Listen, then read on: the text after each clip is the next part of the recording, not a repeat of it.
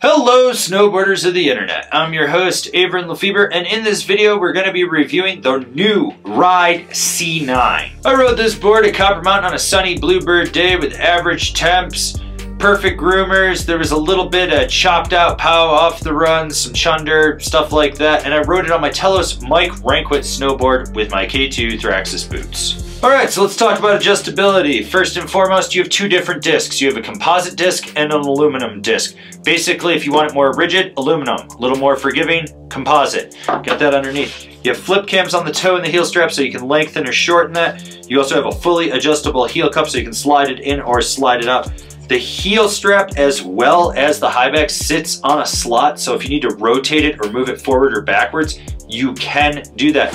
You also have a forward lean adjustment, so if you like forward lean, you can crank it.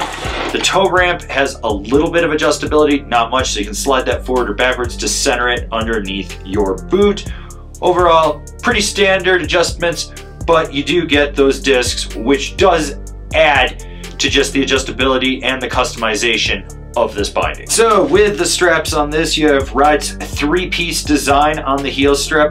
This gives it a little bit of padding, but not a lot. Just helps relieve some of those pressure points. It's a little more rigid through the middle with just where the skeleton is on that, but the plastic that's down below that is a little forgiving.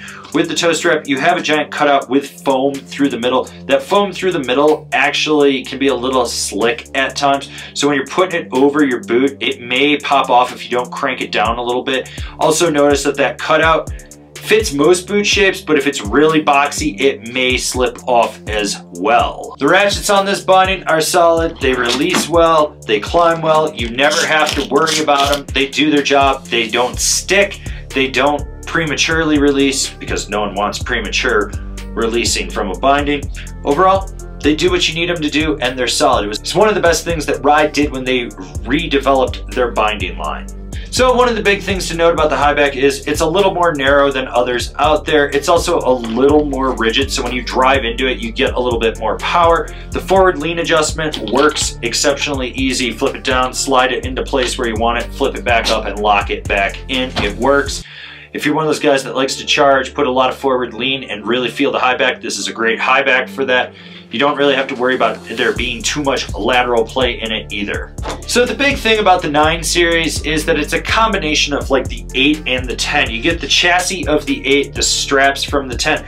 So what you're gonna get is a little bit more play right underfoot. There's gonna be some lateral roll and give to it, but you're gonna get more power out of the straps when you really drive into it. The best way to describe it is this feels more like a free ride binding that you can do freestyle with versus like an all mountain freestyle binding that you could free ride with. It's just kind of how I felt that it actually rode. It is a little stiffer through the straps, but you get that lateral play from the base plate. The base plate is a little wider, so you do get a bit of a bigger dead spot underfoot. Not a bad thing. Some people actually like that. I am one of them. So if you're one of those guys that likes a mini disc with a lot of play, probably not the binding for you, but if you want something that can give you a little bit more drive out of it, then yeah, you should be looking at it. So the overall ride feel of this binding is smooth and consistent. It feels like a binding you've been on. What's nice about it is it's damp and stable right underfoot. You just have this platform that absorbs shocks and chunder. You don't feel those vibrations, so you're not sacrificing that power and drive from it. Who's this binding for? The All Mountain Charger. As I said before, this seems to be a combination of the 8 and 10 series. Did Ride really need to make another binding that kind of fits between it? I don't know. I don't really feel like it. Overall, it's a great binding. It's damp where you need it to be, but you can still get your weight on the outside or the inside of it to press into the board and play around. It's consistent. I liked that. But, you know, is it worth the marginal change between the 8 and the 10? I don't really know. Leave that up to you guys to decide. Comparable bindings: the Union Felcor, the Burton Cartel X, the Jones Mercury. This has been my review of the Ride C9. Do you agree? Do you disagree? Do you own a pair? Are you gonna buy a pair? Leave me a comment down below. Let's have a conversation about this binding. If you're new here, remember to subscribe, click the bell, get those notifications. That way you're not gonna miss any of the videos we got coming out for all you snowboarders of the internet. And if you really like what we're doing over here and you wanna support us further, swing on over to Angry Snowboarder VIP and become a member. Sure, I could tell you more here, but I got a video over there that explains it so much better. As always, I've been your host, Avran LeFeber, and I'll see you in another video.